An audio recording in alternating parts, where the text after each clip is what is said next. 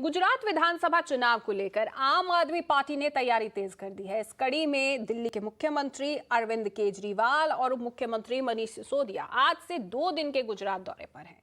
दोनों नेता गुजरात दौरे पर युवाओं से बात करेंगे, साथ ही लोगों से मुफ्त शिक्षा, स्वास्थ्य सेवा समेत कई चुनावी घोषणाएं भी करेंगे। केजरीवाल इस महीने ये गुजरात का 5वां दौरा है। आम आदमी पार्टी ने अब तक 19 सीटों के लिए उम्मीदवारों के नामों की घोषणा की है।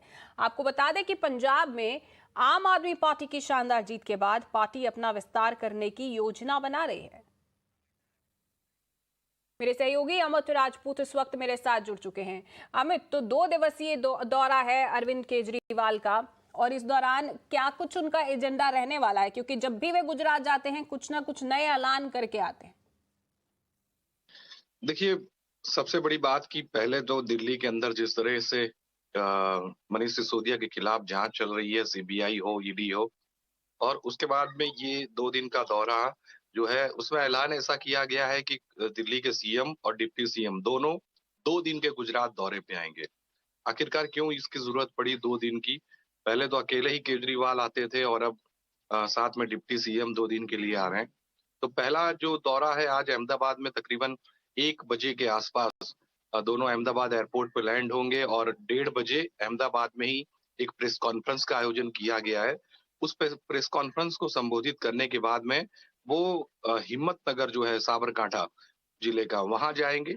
वहां पर एक टाउन हॉल कार्यक्रम है, वहां पर एक नई गारंटी का ऐलान जो है वो करने वाले हैं। उसके बाद में अरविंद केजरीवाल दूसरे दिन भावनगर का दौरा है उनका। भावनगर में वो युवा संवाद करेंगे। युवा संवाद में रोजगारी और शिक्षा को लेके युवाओं से बात करने का उन्होंने कार्यक्रम आयोजित किया है। लेकिन ये 2 बड़े कार्यक्रम गुजरात के अंदर है, और सबसे बड़ी बात ये है कि 2022 की विधानसभा जो चुनाव की हम बात कर रहे हैं, कल ही जैसे भाजपा अध्यक्ष सी.आर. पाटिल ने कहा कि 60 दिन बाकी है आचार संहिता लागू होने में। तो वो भी समझ रहे हैं कि अब चुनाव नजदीक है, और जिस तरह से कांग्रेस भी अब धीरे-धीरे हरकत में आने की शुरुआत कांग्रेस पार्टी ने भी की है गुजरात के अंदर, तो आम आदमी पार्टी कहीं उनसे आगे निकल के और अपना जनाधार मजबूत करना चाहती है। उन्हें पता है कि हम सत्ता में नहीं आ पाएंगे, जी। लेकिन जितना ज्यादा हम अपना वजूद गुजरात के अंदर बनाएं, वो देखना होगा। और ये लेकिन सबसे बड़ी बात है कि अरविंद केजरीवाल को ये भी पता है कि गुजरात में उनका पार्टी का संगठन जो है वो बहुत कमजोर है। संगठन इतना ज्यादा मजबूत नहीं है, उससे ज्यादा मजबूत कांग्रेस पार्टी का संगठन है। तो अपने आप को स्थापित करने के लिए, अपने आप को मजबूत करने के लिए और गुजरात की राजनीति में अपनी एक शुरुआत करने के लिए, अपनी जगह बनाने के लिए अरविंद केजरीवाल बार-बार गुजरात का दौरा कर रहे हैं। देखना ये होगा कि जब आज प्रेस कॉन्फ्रेंस 1:30 बजे दोपहर में होने वाली है, तो क्या बातें अरविंद केजरीवाल और डिप्टी सीएम मनीष सिसोदिया की तरफ से की जी। जाती हैं। बिल्कुल अमित, इस बीच मेरी सहयोगी ईला भी है, दिल्ली से जुड़ चुकी हैं। तो ईला, जिस तरीके से दिल्ली में हलचल हो रही है, दिल्ली की एक्साइज पॉलिसी को लेकर मनीष सिसोदिया के घर पे रेड भी होती है और उन पर कार्रवाई भी हो रही है, लेकिन इस बीच उनका गुजरात में जाना, और ये भी सामने आ रहा है कि फ्रीबीज को लेकर भी चर्चा हो रही है, और गुजरात में कई ऐलान शिक्षा को लेकर और स्वास्थ्य को लेकर वे कर सकते हैं।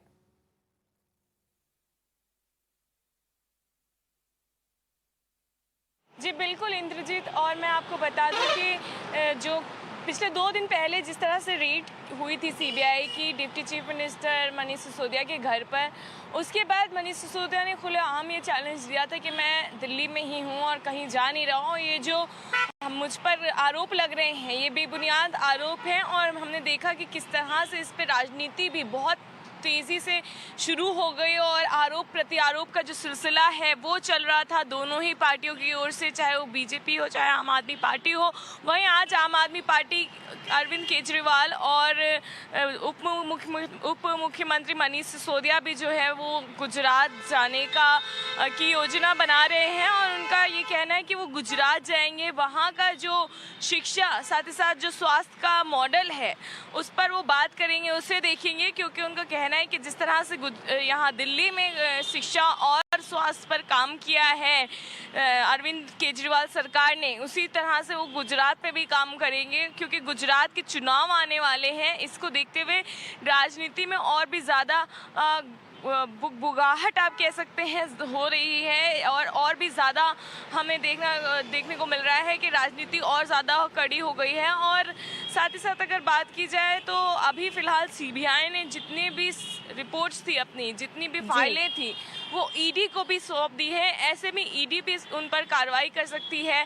मनीष सिसोदिया ने भी आरोप लगाया कि कुछ दिन बाद शायद उन्हें भी जेल भेजा जा सकता है। उनका ये कहना है कि क्योंकि जिस तरह से अरविंद केजरीवाल सरकार काम कर रही है और वो लगातार लोगों के बीच में प्रसिद्ध हो रही है, लोगों का मन खुद जीत रही है, ऐसे में बीजेपी सरकार उनकी आवाज़ को दबाना चाहते हैं और इस वजह से सीबीआई का इस्तेमाल उनके खिलाफ किया जा रहा है। लेकिन हमें ये आम सब आदमी भूलना पार्टी नहीं की होगा ओर कि से आने वाले बहुत कई तरह के आरोप लगाए जा रहे हैं जब से ये कार्रवाई शुरू की है। लेकिन इस बीच गुजरात का दौरा बेहद अहम हो जाता है, क्योंकि मनीष सिसोदिया इस कार्रवाई के बाद अब गुजरात में पहली बार नजर आएंगे। वहां जाकर वे क्या कुछ बोलते हैं, इस पर जरूर नजर बनी रहेगी। बहुत बहुत शुक्रिया ईला आपका इस तमाम जानकारी के लिए। अमित, आपका भी बहुत बहुत शुक्रिया। तो एक ट्वीट भी अरविंद केजरीवाल ने इससे पहले किया था, 2 दिन पहले, जहां उन्होंने ये दावा किया था कि गुजरात जाएंगे 2 दिन के दौरे पर और वहां पर जाकर वे मुफ्त शिक्षा और स्वास्थ्य को लेकर दिल्ली की तरह ही कई ऐलान भी करेंगे। इस पर नजर बनी रहेगी।